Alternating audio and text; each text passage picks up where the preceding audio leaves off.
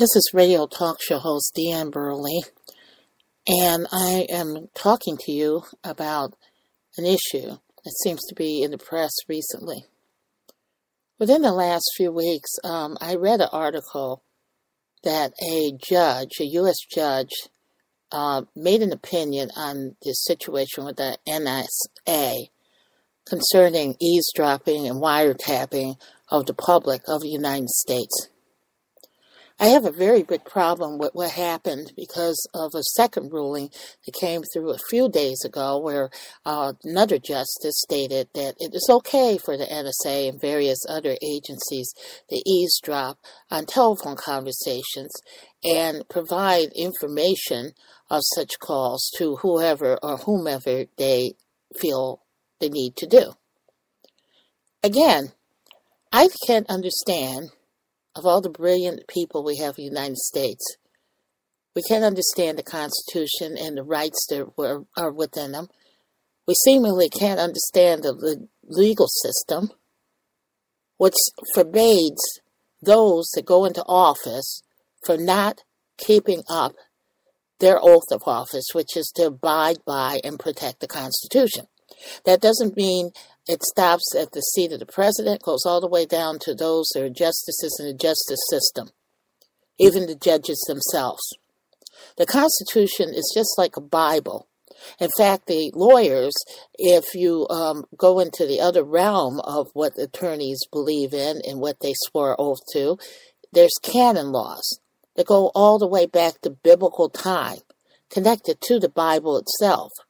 Similar to what a scribus would do.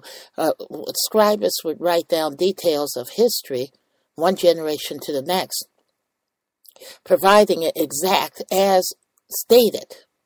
Well, the law is exact as it's stated, and it is not supposed to be changed or disrupted, which the Constitution is supposed to be. If you swear an oath, that means under the oath you swear allegiance to, or you promise to abide by whatever principles it is to whatever it is that you're swearing to. And again, these justices, as the president, as the Congress and Senate, all of them are sworn under oath to obey the Constitution and follow constitutional law, and they are not doing that.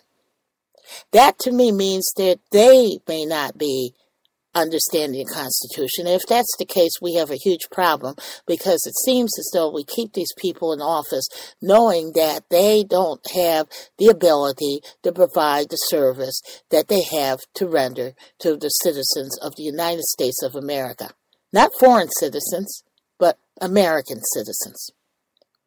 My understanding, and this is a question I have for the listeners, if it was me, if I was one of the top lawyers in the land, law professor, or whatever, I would bring this constitutional question to the exact judge that renders these decisions in regards to NSA and various other legal arenas there. The question to that judge, in a brief that I would write if I was doing this pro se, basically would state, Your Honor, I have a federal question to ask you. Under a federal question, I'm asking him to basically give me the legal remedy and what the law states, as is, as it's written, not changed or misinterpreted. I would write in this brief, Your Honor, question 1, did you not swear oath to office under the Constitution? Are you sworn to obey the Constitution, yes or no? The second question would be, in the Constitution, does it not state that citizens have the right to privacy? And please, if you could, give me that statute and that chapter that's listed in federal law, in all laws, in fact. The third question would be, You rendered a decision just recently that states that it's constitutionally right for NSA or any other alphabet soup agencies to spy on the public. The fourth question would be, based on your answer in the second question and the third, and your sworn oath of office, my question to you is that you rendered the correct decision when you said it was okay for these people to spy on Americans based on the Constitution you swore oath to. And if it is, please state the section, the statute number, and how you rendered that decision. I would keep it very brief, and that's all I would ask. And then you would get the answer. Because if he answers that there is a statute in the Constitution that gives Americans rights to privacy, and then he states that he was under oath of office, or she was under oath of office, sworn under oath of office to abide by and fulfill the promises and the declarations under the Constitution and Declaration of Independence and whatever. I would add all to this brief. Therefore, was the decision you rendered correct? And have him answer back, or her. If they could come back with a constitutional law that states that you're supposed to have privacy, if they render a decision and state that they rendered a decision on their own idea or whatever that does not include what the Constitution says, then they're in breach of their office. That's not my opinion, and that's what I would write if I went before the same judge to render a decision that's okay for people to spy on people. I just don't understand how things have gotten so complicated.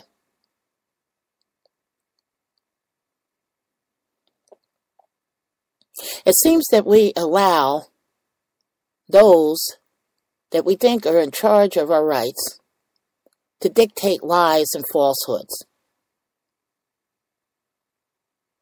It's just like handing the Bible to somebody and ask them to scribe it, and they sit there scratching their head and say, well, I don't like this part. Let me add a little bit more to it. Or somebody took the Quran and changed it around and changed the language of God's Word.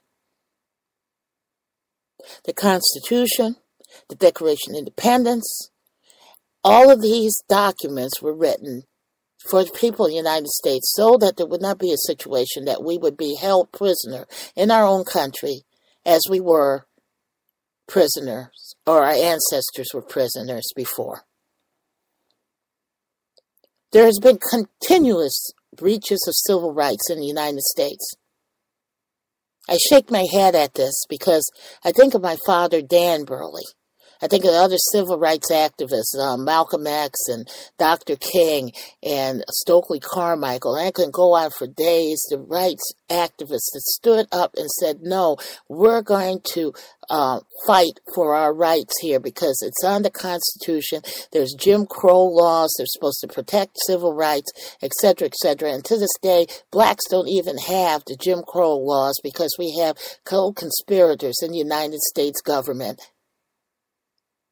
that have relieved the powers of those by ignoring them.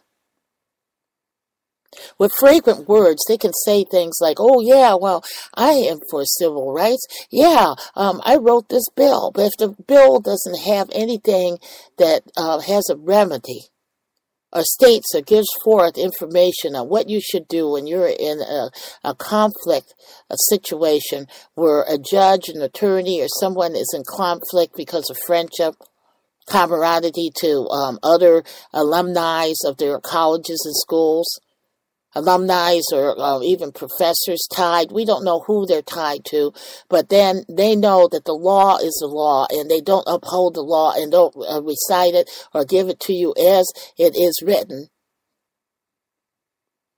And we allow it. Who is giving them power? We are. Because we have done nothing to remove them. You have to violently remove anyone.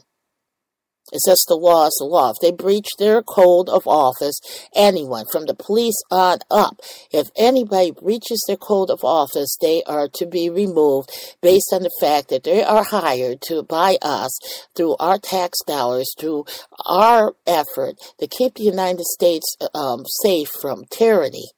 They are hired. They are our employees. We pay them. But if we sit there and allow them, knowing that they are giving us wrong information, creating conspiracies against people, placing people in custody that should not be placed in custody because they're connected to some type of co-conspiracy group that is involved with putting down and pulling down the United States from its fiber, then we are guilty as much as they are. You can render yourself a Democrat or Republican. You can render yourself whatever you want to call yourself. It doesn't really matter, because the bottom line is that whatever happens in this world, again, every one of us is connected to the crime itself if we allow it to go on. The Constitution is what they swear an oath to office to. When they want to use it, they lock up politicians, they lock up members of police or their own parties because they figured a loophole to get rid of somebody that is not cooperating in their loop. But it seems to us, to me, that there is a situation that these people are doing all they can because they know they can get away with it, because they can talk circles around us. And we have lost the ability to understand the basis of what is in the Constitution, what our rights and freedoms here are in the United States. It angers me to no avail, as being a former deputy clerk of the court, working in a number of law firms, and constantly on the air for the last 20 years, and my family has been in the media since the 1930s, fighting for civil rights activists, fighting for entertainers to get the right not to go back through the back door to go into hotels and apartment buildings because they were colored, black, or whatever you want to call them. But I sit here in 2013 and see no difference than this being 1812 towards African Americans and even American citizens today. Now again, we're going into 2014. Is this going to continue? It's up to you. As I stated, if I was the one that wrote up a brief, I've said exactly what I would ask as a question, a federal question, to the judge that is rendering these decisions. I remember that my dear friend Sherman Skolnick fought dearly in Illinois to stop this situation of corruption in the judicial system, in the lower courts. That's when Graylord came about. I happened to be working at one of the top law firms at the time that happened. Our law firm was international. I love that law firm, by the way. But I will tell you, corruption is corruption. And once corruption reaches its height, there's no stopping it, because they feel that they're unstoppable. Just like Judge Lefevre said so fragrantly when they came for him and held him for less than a year. He was God. Think about that.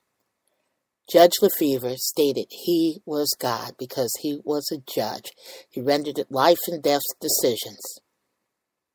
And he was no better in mindset than Caligula, because his basis of laws was what he had in his head, not the rule of law or the law that is written and supposed to be enforced by those that are sworn under the oath of the Constitution. Now, I give this to you to think about in hopes that you share this message, in hopes that somebody comes forth and says, hey, she has a point here. We cannot give up our rights. This is not a communist country. We have opened the doors to illegals becoming legal when our own people can't be legal. Opened the doors to tyranny and terrorism that did not come knocking on the doors from outside, but from inside. And we're looking at the aftermath now. A down economy.